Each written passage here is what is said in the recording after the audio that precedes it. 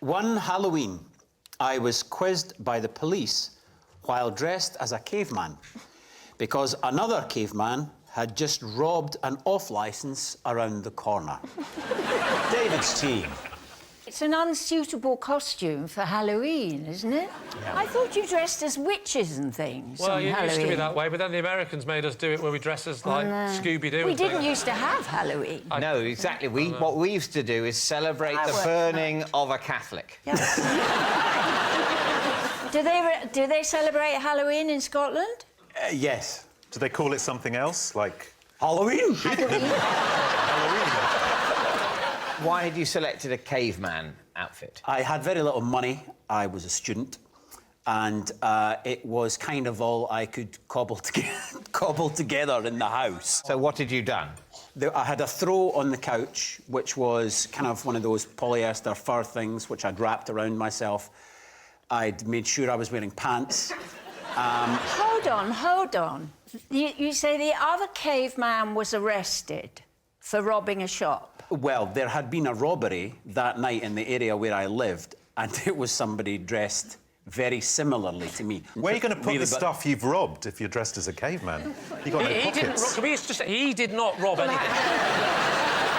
I'm fascinated by this other man. This man that robbed the shop, who was also, presumably, wearing the same outfit. That is unbelievable. It's a lie. I think...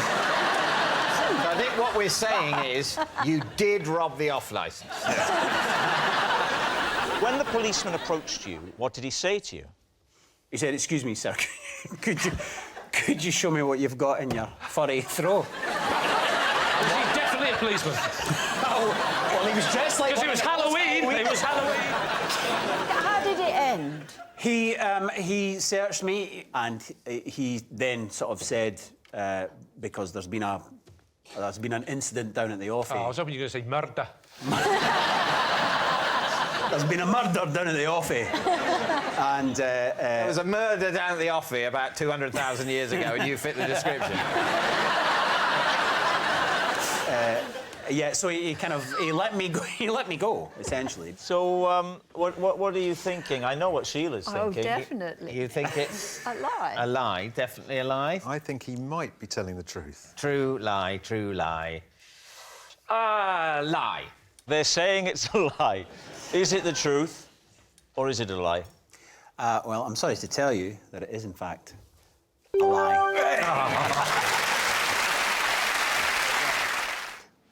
On a dark winter's night, I once broke into the garden of the local witch's house and was shocked by what I found there. David's team.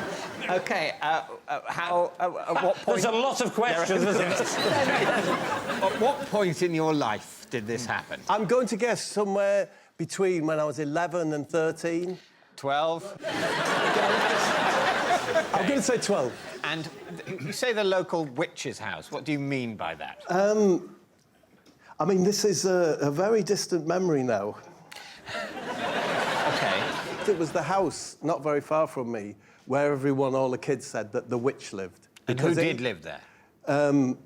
I don't know their name. Right. I'll call them Mary Candles. It had hedges at the front, you know, it's like uncut hedges, a front gate covered with hedging, and it said on the front gate, it said simply the words, "No thanks." No, really? So that's quite creepy, isn't it? Can I ask a question? You started that with saying you were shocked by what you saw there. Yeah. Yes. Yes, so shocked by what I found there. So what did you find there? I'm not comfortable with telling you that just yet. Sorry, I'm not. This is going so far, it's got to be a lie, isn't it? Let me just say, it does not have to be a lie. Whatever he says, however absurd, it could still be true. However plausible, it could still be a lie. It's just, essentially, what we are doing for this section is entirely futile. We will talk for a bit, then we will guess, then it will be over.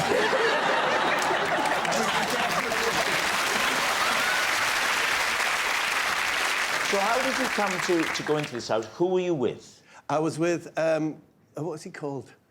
I was with Ken Numbers. I changed it, yeah. Ronnie Calculator's son. The vibe is, it's very unkempt, it's the gardening, because as we all know, Lee, witches hate gardening, wizards hate plumbing. Right? So we knew it was a female residence. Right. So you've never seen Mary Candles, but you were only speculating it must be a witch rather than a wizard because it was an unkempt garden with no sign of deficient plumbing. Exactly. And, you know, we wanted to be the first people who said, no, we penetrated, you know, its boundaries. Yeah. We went into the front lawn, down a gate to the side, past the bins, past the back door, and then to the window where there was a light on, a big picture window, looked inside, and that's when we saw this extraordinary sight. Well, extraordinary to us as 12-year-olds. What was it? You've got to say. It was a tiny, tiny horse. And I'm not saying it was watching television, that was all that was in the room, was a tiny horse and a television on. I did get in the house. You got in the house? Yes, Mrs. Candles came out. Right. Yes, and she said to me, you're one of the Mortimer boys, aren't you? Were you? Yeah. So Ken said. And she said, would you like to come in and see the horse? And she took us in, and it stank of paraffin. It was hot. That's horse? Hot. No, that was the house. I think the horse stunk of paraffin. The horse did stink, actually. Did he? Yeah. Of? Meat, hot meat. As we were looking at the horse, I always remember this, she came in, and she had a toilet seat in her hand. And she said, if I gave you some money, do you think you could get rid of this for me? What did you do with it? Just threw it on our way home, just threw it somewhere else, I imagine. Did she say what the horse's name was? Max. Mack. Yes.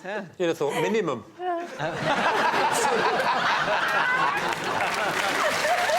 right, well, now, Suggs, what are you thinking about this? I mean, you know, it's so preposterous, but David's flung me by saying this is the way he carries on anyway. Oh, Yeah, same. I mean, but no, I'm saying lie, of course. You say it's a lie. It was when you said the horse smelt like hot meat.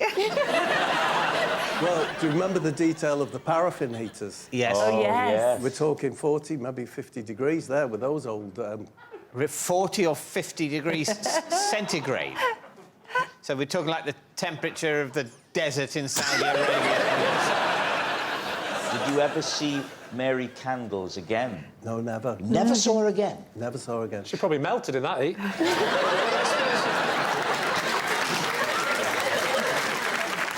All right, what are you going to say then, David? Do we think lie? I think it's a lie. I think it's a lie. I think it is a lie. All right, they're saying it's a lie. Now, we should bear in mind that when it comes to Bob, David has a very poor track record.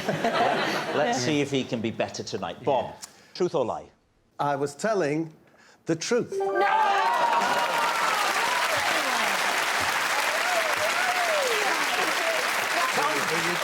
Please welcome this week's special guest, Ben.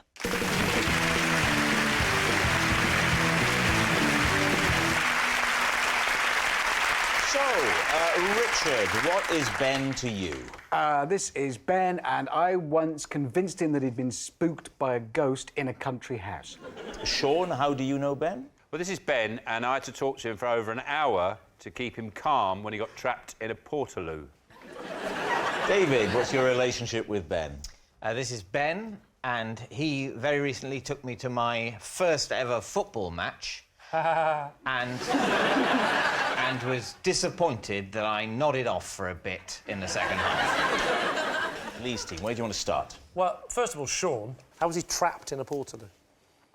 Well, it was the lock wouldn't work, wouldn't open. Well, why was it such a tense situation that you had to calm him down? Why is he panicking? Because Ben, and I'm sure you'll notice that. I mean, you just have to look at him to know he suffers from a lot of anxieties. I mean, he looks so comfortable here, doesn't he? Just so relaxed under all these lights. He's not. Inside, he's... Where was the portaloo? On a campsite. Had you met him before? I'd seen him on the campsite. And he'd nodded? Hello. All Yeah. right. Well, you know what it's like. You're walking across a campsite and you've got a toilet roll in your hand. Everyone knows, you know, where you're going. They sort of smile at you, so where you... It's like you've all all exposed. been there. You've all been there, and you're walking across and you've got a toilet roll and people go, all right, you go... What again? And then they've got that what again look without saying it. So did you go to use the Portaloo? No, I was going out of the campsite. And you heard... What did you hear? Well, someone sort of struggling with the mechanism. Oh, no shouting at this point? If someone, you know, it's a matter of politeness. If someone's making sort of struggling noises in a Portaloo, you don't think you can do much to help.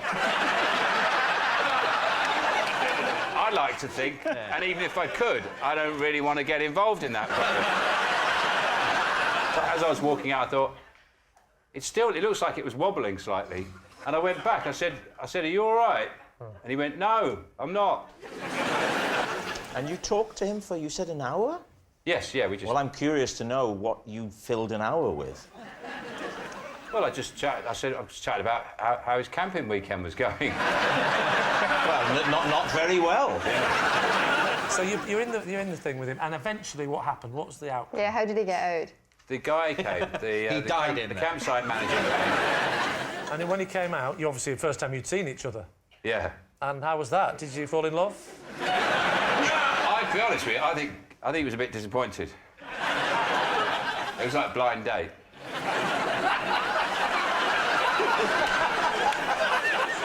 Now, who else would you like to quiz, Lee? Richard, could you remind us again, please, of your... I once persuaded Ben that he'd been spooked by a ghost in a country house. And what was the story? How did you convince him?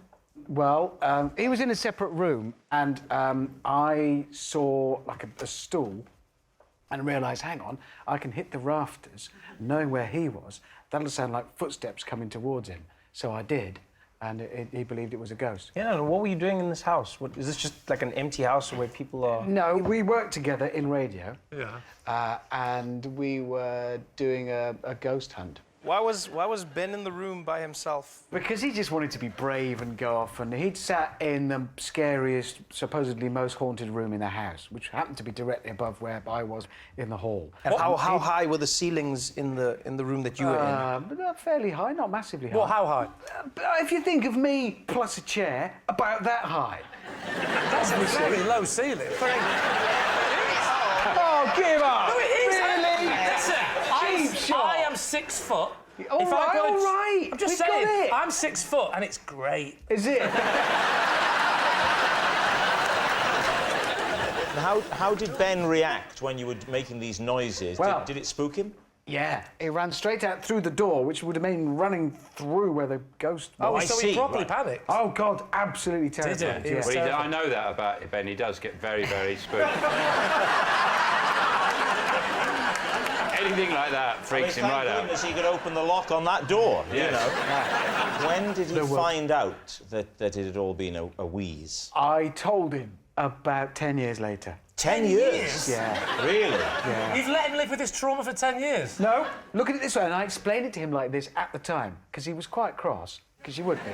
And I said, no, listen, you've dined out on that story. I know you have. You'd have told people at dinner parties, oh, no, the most haunted house. Like people saying Nelson Mandela once rang me up. David, remind us again, please. This is Ben, and he took me to my first ever football match, and then was disappointed when I dozed off for a bit in the second half. When was this? This was last season. Oh, he's already got all the words, hasn't he? He has been training for this one. Last season. Yeah. What was the match? It was association football. And it was between Tottenham Hotspur and Hull. And who won? Tottenham Hotspur. How do you know? I went to it. And where is it played? In Tottenham or at Hull? In Tottenham. Do you remember the name of the ground? What if I could? Would that make this definitely true? I'm not willing to say how I feel about that. Okay. So you say it. I'm not willing to say how I feel about anything, but that's just because I'm British. Yes, it was at White Hart Lane.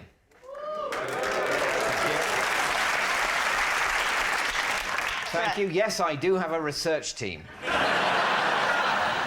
Do you remember the colour of the kits? Let's say one team was in white and the other team wasn't.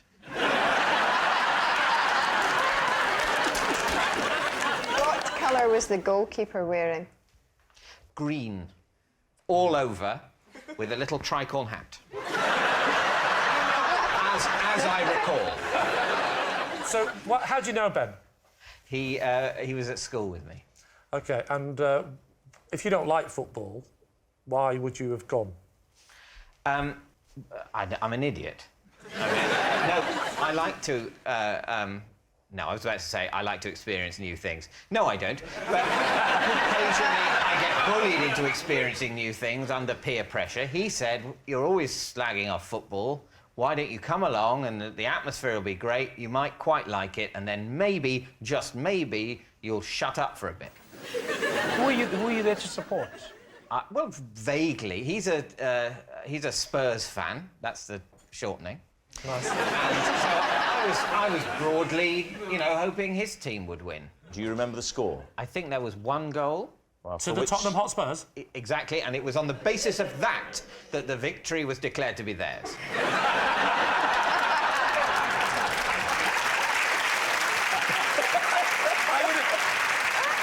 Back to you in the studio.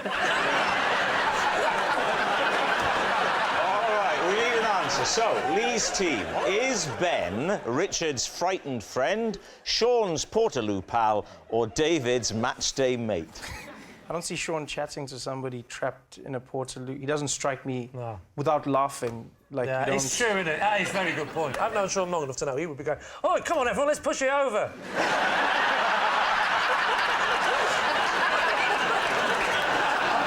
Richard and the roof is where he lost me. Just the height. Yeah, the height. It's too high for you. No, just also like to exert enough force to hear it through the roof with your maybe you would have barely touched but then your height. When we looked, no. I think they're saying that in a stately home, any person, however tall, plus a stool, they're doubted. It's not just you. Oh no, it's just him. You said that like he was a Spanish ambassador and you was worried about being insulted. I think, Ambassador, it's any person. It's nothing to do with your height, sir. No, not Richard. What about David in the football? Well, it is possible that he would have a friend, I suppose. So what are you going to say? I suppose we're left with David, are we? Yeah. OK. You think it's David? Right. Ben, would you please reveal your true identity? My name is Ben, and Richard spooked me by pretending to be a ghost in a country house. Really sorry, mate. Really sorry about that. Thank you very much, Ben. I have a crippling fear of the underside of ships.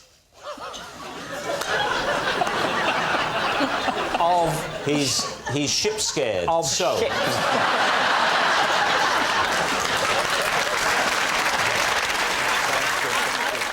How often are you confronted with the underside of ships? Happily. On your way home from your job in a submarine? Probably not very often. But should I be, it would be a crippling fear. Where do you encounter? If, for example, I was at a dry dock... I would advise you not to go to a dry dock. Listen, it's one of the very few places where you might be confronted with the underside of a ship. How often do you go to the dry docks? I must have gone... a school trip? Your school trip to the dry dock. How did this curious thing begin? I saw the underside of a ship. On a film, actually. It was on a film. On a film? What film? The Poseidon Adventure. And it was something about the propeller, you know, bigger than these large circles. No, here. I mean, I think everyone has a fear of being caught in a propeller. I don't think that's not what I'd call an irrational fear. Do you have to be sort of careful in the kind of films and programmes you watch in case suddenly The underside of a ship is have going to to pop say- up in the plot. Yeah, it's a good question. And when... I mean, Titanic, presumably you didn't go to see. I did. You did. What? You're a. I know. What? You're a moron, man. David, I'm not going to contest that point. So, David, it's a remarkable claim. What do you think? Lie, do you think? I think it's a lie. Yeah, I think it's a lie. I think we think it's a lie. You think it's a lie? All Yeah. three of you are in agreement. OK. Gareth Malone. Truth or lie? It's true.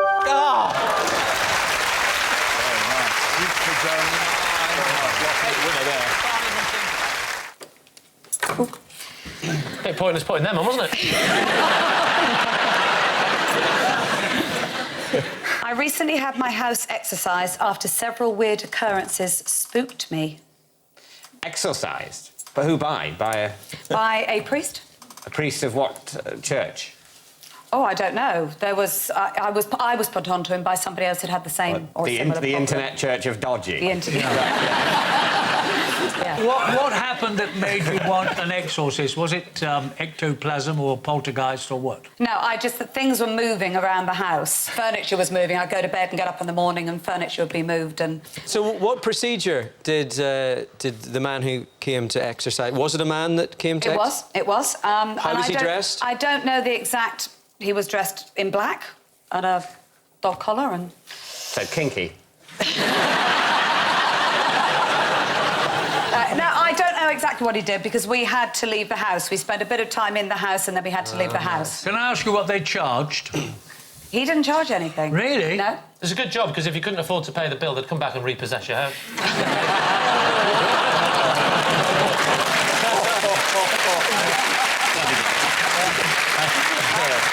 I'm not going to lie, I'm taking tomorrow off. I don't know whether I enjoyed the joke more or your look of pride. Once the priest had performed this exorcism, Deborah, was there a difference? Did it work? It felt instantly different, yeah. And things stopped moving? Things stopped moving, As the absolutely. ghost left the house, did it just turn around and go, I'm out? So do you believe in ghosts, then? Well, I didn't, to be honest, I didn't. And I wasn't sure it was going to work. But there was definitely something going on in our house. Worth giving it a try. Worth giving it a try. I would remind you that Bernard has travelled in the TARDIS, so if anybody here has knowledge of odd things going on... I mean, he's literally travelled through time and relative dimensions in space. And by literally, you, of course, mean fictionally.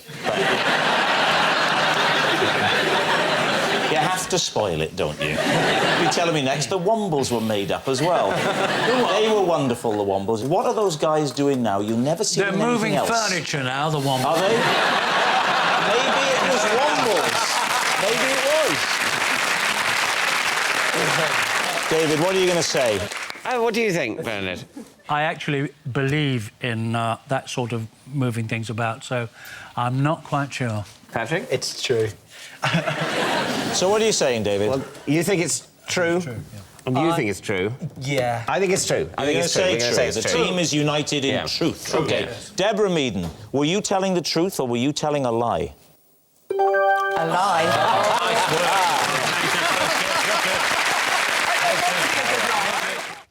Possession. Under the desk, there is a box. Could you pop the box onto the desk, and before you show us what's in there, read the card out. The object in this box is on display in my bathroom, but I'm too scared to touch it. For that reason, David will now reveal it. David, could you take out what's in the box? Oh, OK. Yeah. Is that a tarantula? Yeah, I got it when I went on a course. What course? If you don't like spiders. And then that is your, party bags. Party bags. I see, a phobia course. Yeah. You can put it down if you like. We've seen a lot of it, and we don't want to scare people. So, the course was, what, a week long, 2 weeks? No, it was like a full day. And how did you find out about this course? Where was it? I don't say on the web. I'm not going to accept that. I'd heard about it. The word on the street. Are you scared? Are you nervous? Yeah. So you go for this course. You go for this course, and then at the end, what they say... Never mind the end. How does it start? OK, welcome. That's how... Oh, not literally how does it start. every bit of detail. Just tell us the first thing they do to overcome the fear of spiders. So they come in and... No, you go back to the beginning bit again. I don't want the coming in bit, because now you've gone further back than the hello bit. They say, thank you for coming. What's quite nice is that you're with other people who are scared of these little creatures, so you all find bonding, like, hi, I'm Claudia, I'm scared. Big ones or little ones or furry ones or, like, archy ones. You know, there are all kinds of different... Spiders. Yes. Yes. And... what do they do? And I'm only going to ask you one more time, Claudia. What do they do? No, what they do. OK, good. I'll tell you what they said on the course, which was absolutely compelling, which was, you are not alone. You're not alone. There are spiders everywhere. Did they do sort of aversion therapy, perhaps, where you were confronted with spiders? Yes, Oh, yeah. exactly what Never happened. give them the answers. That is exactly what happened. Yeah. We had to meet spiders. Right. Correct. And they You've just been fed that information, and that's No, the first. no, that's after what you've answered happened. every question so Honestly. far, they said hello. Yeah. But on this course, they say hello 13 times. And then even when you get to the aversion therapy, it's still a form of hello, because you get to meet some spiders. Can you tell us one thing they did on the course? Oh, we all had the most... We had a lovely lunch.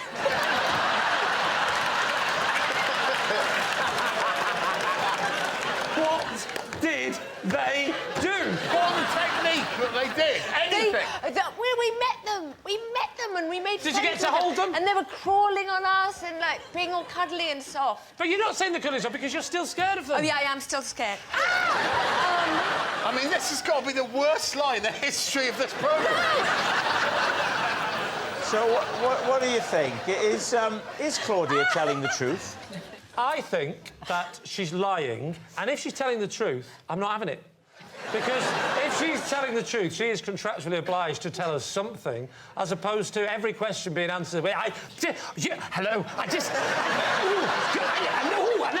and then you in there, and cuddly, warm, all over, and I just, with the thing, and I can't because it is, and that's the way we are. That doesn't constitute an answer, does it? It's definitely a lie. Goodbye. It's a lie. You're saying a lie. OK, so, Claudia Winkleman, were you telling the truth or were you telling a lie? It is totally true.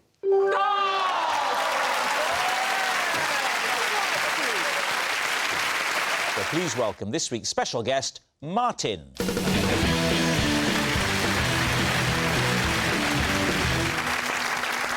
So, Xand, what is Martin to you? This is Martin, and when I accidentally shaved off a chunk of my beard, he lent me some of his.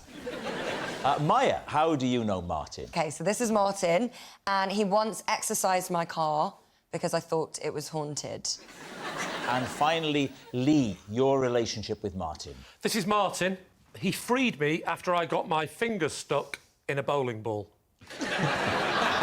So there we have it. David, where do you want to begin? Xand, so he lent you a section of his beard? Yes, so I had shaved off that side of my beard by mistake, and I needed... How did you do that? You put the teeth on the beard trimmer so that you have to adjust it. Yes. And I didn't put the teeth on and shaved my cheek twice. Zup, zup, cleared the cheek. Then I needed replacement beard hair. And where does this chap come in? I was filming a television programme the next day, and the problem was that we'd already filmed some of it, and so I had to keep the beard, and I also have it in my contract that I always have to have a beard because I have an identical twin brother, and without the beard, I look like him, and then I can't. I don't think that would be a problem because you still had some of the beard. I think you'd still be distinguishable from your... Unless he had madly grown a partial beard. OK, so how do you come into contact with someone? Is this a service that someone provides whereby if you misshave, he'll help you out? No. Do you regret your Brazilian? Well, with the help of this man's hairy face... So, Martin is a sound person or an acoustic engineer on the TV show that I was working on, and he kindly trimmed off a bit of his beard and allowed me to glue it to my face. So how many days did you have to film? Because presumably you'd have to remove this hair at the end of the day. You can't go to bed with that, can you? So At the end of the day, Martin gave me an envelope of his beard trimmings. Oh, he trimmed it get off. away. I carried the envelope. I had to film for the rest of the weekend, in fact, into the next week. And so for about 5 or 6 days, I was gluing. I had some eyelash glue, and I was gluing. Because he gave you an envelope of his hair. So he gave you a couple of clumps on that first day, and at the end of the day, he said, "Well, there you go. That'll see you through until the middle of next week." So, and he must have lost a fair bit of his then. It's a mighty beard. It's a dense beard, I will say that. His beard does look like a feeder beard, like it's designed just to feed other beards. Yes. It's like... Wholesaler beard. Right, who would you like to quiz next? Maya, this car. What model of car was it? Mercedes 500. And what made you think it needed exorcising? OK, well, I have quite a spiritual nan, spiritual Swedish nan, and I was telling her that it's always quite cold. There's 2 seats in the car. It's always quite cold. It feels like there's wind coming in, even when all the windows and there's no holes in it or anything like that. And sometimes when I go into my car park, which is underground, I have felt like someone touched me a couple of times, just on the shoulder or, like, there. And so I told her about it, and she was like, I know this guy Martin. And it's probably him. She said, you should have a little chat with Martin. He does this kind of thing. He goes and he'll get rid of the bad spirits and stuff like that. And if it is your new car, then it's best that you get it sorted out, you know? I got to say, you did say, so your nan's Swedish? Yeah. Martin does look strikingly Scandinavian. He does, actually, doesn't he? You could imagine him on a hardwood floor. What are you doing on this hardwood floor, Rob? Being Swedish. Yeah, maybe. It's a hardwood floor for a while, with high-quality hi-fi, nice speakers. So your nan said that he does this sort of thing. What does she mean by that? Well, he's a medium. That's what these sort of people do. Well, a medium is not the same as an exorcist. Well, I was going to say, medium isn't the same as an extra large. No, I don't know.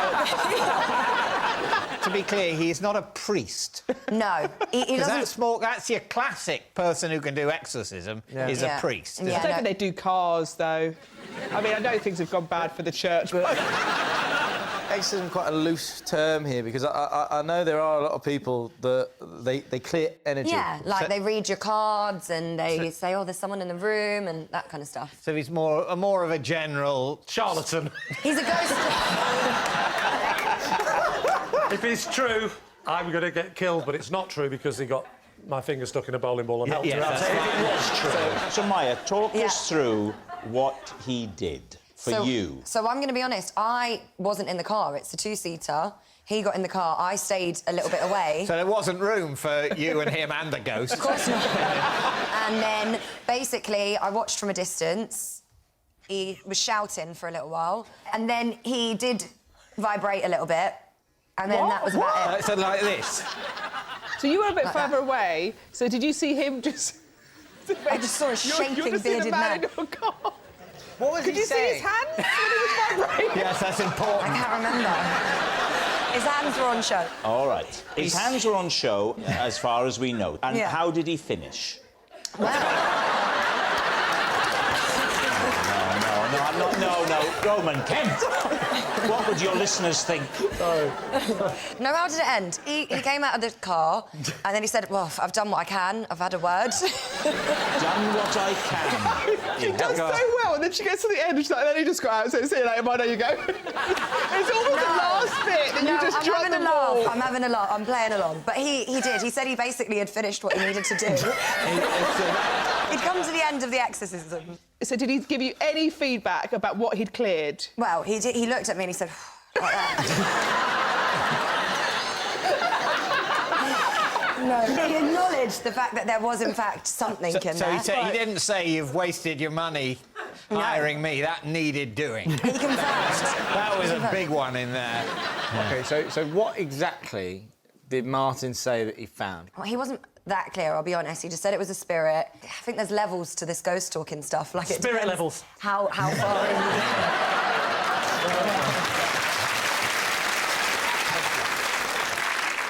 OK. Now, what about Lee? Remind us, Lee, of your claim. This is Martin, and he once helped me when I got my fingers stuck in a bowling ball. Oh. So when was this? This was about a year ago. And who are you bowling with? Family trip? It was my son's birthday. Oh. What was Martin's job at the bowling alley? He didn't have a job at the bowling alley. He was in the lane next to me. Yeah. Which finger got stuck? It was those two fingers got stuck. They both got stuck. I know. Wow. And above the knuckle, did you? Not tonight, darling. Did you plunge them in? So I went into the ball, like that. I'm thinking, hello, and then I'm thinking, I've picked up the wrong ball. Picked up a 12 kilogram, not a 14. I've only gone and put my fingers in all that's too small. My fingers are stuck. Oh well, give me something to talk about on the show. So how did he get him out? How did he get him out? He said, "Are you all right, mate?" And I said, "I've actually got my fingers stuck in the ball." And he said, "Well, can I help you?" I said, "I don't know. Are you qualified?" And he said, "No, I've never done anything like this in my life." I said, "Well, neither have I. That's two of us." This is sounding quite romantic now. Yeah, so I touched his face gently, but knocked him out. Yeah. Okay. Then later he came round. Yes. Yeah. I said, "How did you get my address?" Yeah. He said, "Can I help you?" I said, "You tell me." So he said, "All right, let's see if we can pull it off." So he held on. The children held my arm as he pulled. Right. And it didn't work. So he said, "Why don't I go to the kitchen and get something to use as a sort of lubricant?" OK. And he came back with quite a large tub of butter. When he's gently lubing your fingers up... Yeah. And there's a man you've never met before and your wife's off and it's just you and him, what were you talking about? Oh, you know, we were chewing the fat. And he said, "Don't, we'll need that." Is that what did it? Eventually, the lubrication and the excessive pulling and a little bit more pulling from the opposite direction from my wife and the kids at the party resulted in and out it came. All right, so we need an answer. So David's team, is Martin Xand's bearded buddy, Maya's car cleanser, or Lee's finger freer? I think I'm sceptical about Lee's story, but the problem is that the other two stories are, one is that he exorcised a car, and the other is that he lent some beard hair. It's definitely Xander. Is it? Yeah. Oh, well, that's fine. We're fine. So you're willing to accept that this man took clippings from his own beard, put them into an envelope, gave them to Xand, and he then stuck them onto his face. Rob, if you were to take trimmings of your beard, what exactly, and you had to give them to someone, what exactly are you meant to be putting them in anyway? Tupperware. What did you say you worked in? You worked in the audio department? He could work in the audio department, but also he could be a Scandinavian exorcist, I suppose. I haven't seen many Scandinavian Could work in a bowling alley. No. He didn't work in a bowling alley, did he? He just had to be there. No, hang on, he didn't work. That's why I was getting confused, because he was temping.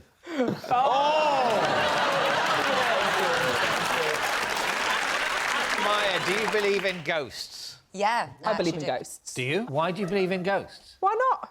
Well, because they patently don't exist. You're not going to logic bomb me. OK, if there's so many ghosts, well, if ghosts exist, why are they always in isolated places rather than absolutely cramming central London? I don't think believe... people have been living and dying in misery in central London for 2,000 years in that square mile. You shouldn't be able to move for ghouls. And yet you don't see them there in the modern office blocks, or with the plague, or being eaten by a lion in Roman times, or having their head chopped off for no reason. Oh, no, it's in one pub where a total of 2,000 people have lived ever. That's where the ghosts hang. It doesn't make any sense. So what are you going to say, David? OK. What are you going to say? It's 100% Xander. Right, well, are we happy to go with that? I think so, yeah. We're go with that. Saying it's Xand. OK. Yeah. Martin, would you please reveal your true identity? I'm Martin, and I lent Xander my beard. Yes, Martin is Xand's bearded buddy. Thank you very much, Martin. As a child, I was scared of the sun. What age? I think this would probably be when I was 4, 5, 6, 7. that sort of age, when I was 4,567. I was still in my infancy as a god. What was it about the sun that you found frightening? It was looking at it. Oh, yeah. Did you just go out at night or something? You never went out during the day? No, I did go out during the day, but I would sort of obsessively keep my eyes towards the ground. Right. The problem was that someone used the phrase, if you look at the sun, you will go blind. Funny enough, exactly the same advice for me as well, but it was page 3 of the Sun. So you would still go out, but you would avoid anyway. And then, occasionally you sort of turn your head and the sun goes through your vision, and it can create that slight, when you blink, you can still see. And you thought that was burning. And I thought, right, well, what's that? Is that the beginning of the great eternal darkness? Yeah. You really had a happy childhood, didn't you? Then? We were all then on our rally grifters, and you were thinking about the eternal darkness. Did anything else scare you as a child? Oh, yes, most things. What else scared you? Well, the trouble is that some children are timorous and some children are reckless. Yeah, and Sagittarius. And in order... But in order to save the lives of reckless children, warnings are calibrated for their safety, the result of which is that the timorous live in a state of perpetual terror. What I needed to be told is, most days you won't die, it's fine. I wasn't ever going to tear across a 3-lane motorway. Right. The very existence of a 3-lane motorway in the same postcode as me made me not want to leave the house. And presumably you would wait for about 3 weeks before swimming after a meal.